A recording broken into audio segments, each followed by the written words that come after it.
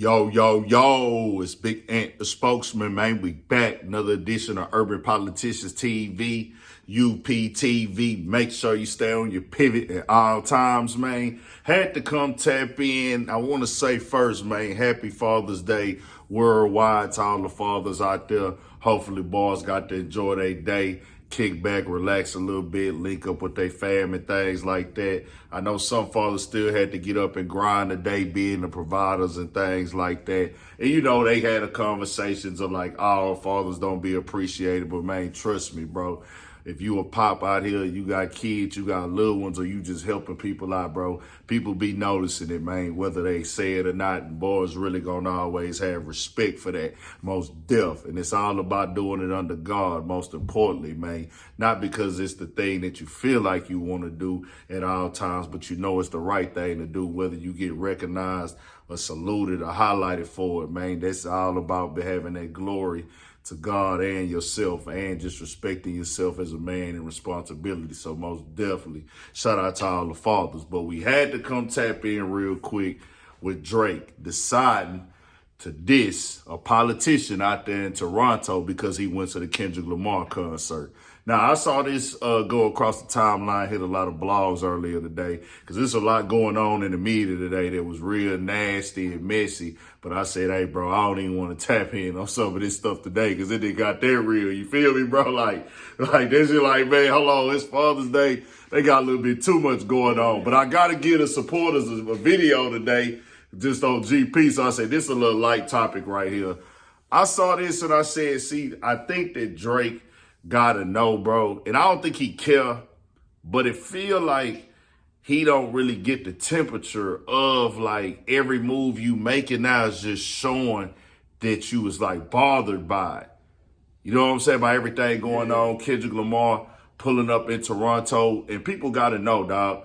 Kendrick Lamar done had fans in Toronto way before him and Drake beef. And people are going to like both artists, bro. People are going to like both their music. If Drake do a show, he's selling out a show there. So you can't be like, hey, man, let me trip with everybody, or people that was cool with me at first and they want to go to the show. Bro, they look at the music as music, bro. They not into the politics. They not into choosing sides. And when somebody show you they not on there, especially if they ain't claiming to be no hood nigga or no nigga, no stepper, no street nigga, like, you got to know, bro, they look at hip-hop as entertainment. Now, us as niggas, we really be living a lot of this stuff at times. You know what I'm saying? Right. We live it. We really live it. We really come up in it. So, and we got a certain little code of honor that we do try to adhere by most of the time. Certain people do, certain people don't. But to put that on like a politician and think that he's going to go by that, it's like, all right, bro, is you doing this because you really that mad about it? Or is you doing this just for attention so it could get picked up? But he called him a goof. So I don't really know at this point in time. I don't know, dog. I just think that Drake really has to understand, bro, you lost that battle fair and square. You said disrespectful stuff about him. He said disrespectful stuff about you. His was just better and more clever. He came up with the harder songs that became hits. The people gravitated to it.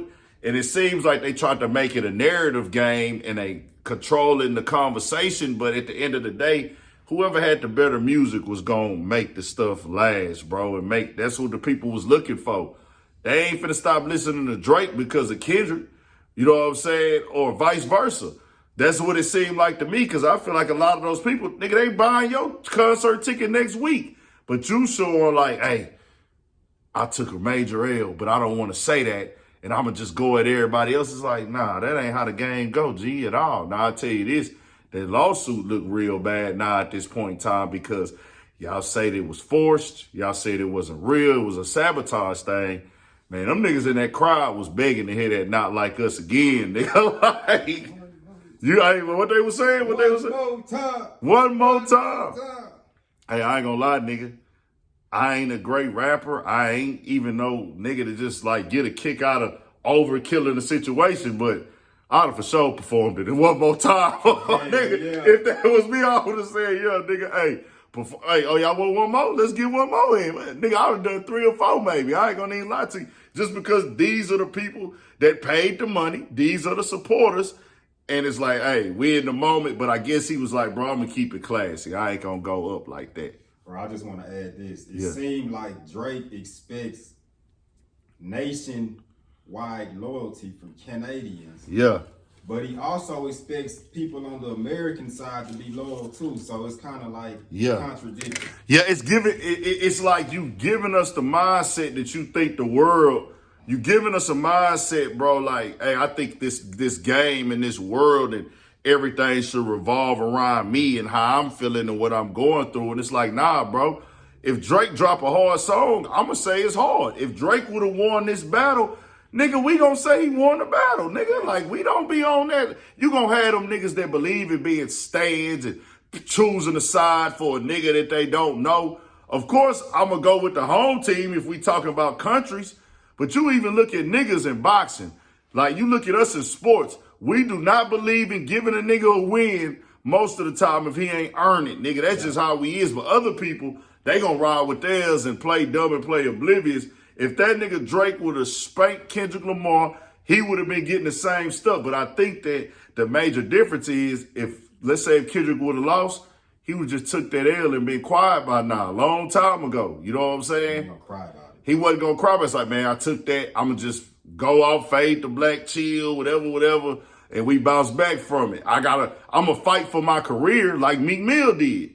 Like, Meek Mill continued to fight for his career, but he wasn't like, you know what I'm saying? Like, hey, man, I'm finna mask in this stuff. Yeah, and he just kept making music. Just kept making music. He was on the internet popping it. He was going at niggas and stuff, but he just kept it going. And then he eventually, hey, okay, we still rock with Meek. He dropped one of his hardest albums with that wins and losses after the battle.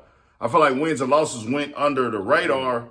That's the one with the I Will Never Lose and the Issues, the Save Me. I feel like Meek album went under the radar because he went to jail right after that. Oh, And then when he came home is when he did the championships. But I just feel like, bro, you can't win them all. The best gonna lose. Jordan lost. Brady lost. Only nigga that ain't lost one was Mayweather. You know what I'm saying? And it's like when you want to be great, nigga, and you keep getting in there with other greats, nigga, you gonna lose. And Kendrick was more prepared. I feel like Kendrick he was like, hey, nigga, I'm all business. I'm not finna troll. I'm not finna play. I'm not finna get online and tweet nothing if it ain't about the subject matter at hand. Nigga, I'm like a mad scientist. Battle rapping is a part of his arsenal, and it's not more so that. And I think that Drake just thought, nigga, that nigga's not gonna release music like that. So he thought that for one. He's not gonna be able to release that much music. He wasn't expecting Kendrick Lamar to drop 5 songs in a few months and then come with an album later that year too. He wasn't expecting all that. Yeah. And then nigga, nobody in their right mind can see the vision of he drop a verse like that, go at him and J. Cole, which is really a hip hop verse. It's just hip hop on that song. That's just a rap and hip hop verse. Wordplay, bars, double entendres, whatever. But then it gets personal when you come with the drop and give me this and that, and everybody hypes it up, including myself. Other artists getting on the deluxe album with Future and Metro, all this other stuff, hype it up. He felt he had to go with the gusto with the drop and give me 50 and the da-da-da-da, like all that. It's like, okay, you speaking on the family. So that nigga just took it all the way up there. And then after that, it's like, okay, we here. We get 5 songs. We get an album that goes #1. We get more hits. We get a Grammy sweep. We get the #1 song of the year, one of the biggest diss songs ever now. Then you get a Super Bowl performance. Then we get a stadium tour. And then now you got this lawsuit. That's all you got left. And I seriously doubt Drake is going to win that lawsuit. Just the way the game go. I don't make the rules. But, you know, this out of my pay grade, out of my league. Broke or drop music. It's just like you keeping the narrative there by trying to do what you doing when you could have just went on with this and the committee in Canada now calling him a goof. But Drake decided to screenshot this and put this up himself. Nobody told him to put this up. You know what I'm saying? So, hey, tell me what y'all think. Hey, the fan bases are in denial. I mean, Drake's fan base is in denial. Yeah. I feel like Kendrick fan base had he lost the battle, Yeah. they would have been like, man, I wish it wasn't so, but the nigga lost. Yeah, facts. That's facts. Drake shit is like, nah, he didn't lose. Yeah, it's like big difference, bro. It's all like Man, the label force. Nigga, the label can't force us to go to the concerts, nigga. Niggas thought it wasn't gonna go up out here. You know what I'm saying? Like, it's like, how you gonna think that? Like, nigga, we out here. Bro, niggas should have seen the tide switch from the beginning of this battle that this wasn't gonna be no home court advantage or no home field advantage. Right after Euphoria dropped, people in Toronto was going to New Ho King. People was around Canada. Niggas was driving from around Canada. The news crews actually went to New Ho King. That let you know, like, hold on. Okay. Now, we really rock with Kendrick Lamar out here in Toronto. We fans. We rock with you too, Drake.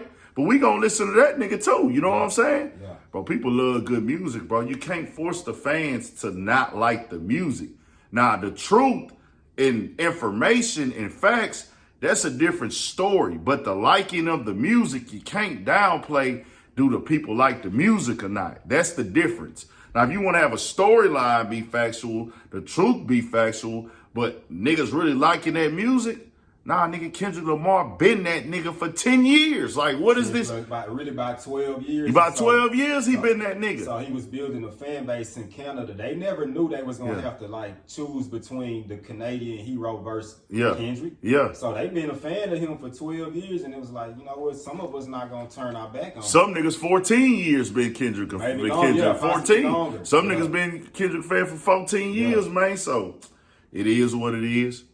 I think that Drake is making bad decisions right now. And I'm the nigga, if you my homie, bro, I don't care, dog.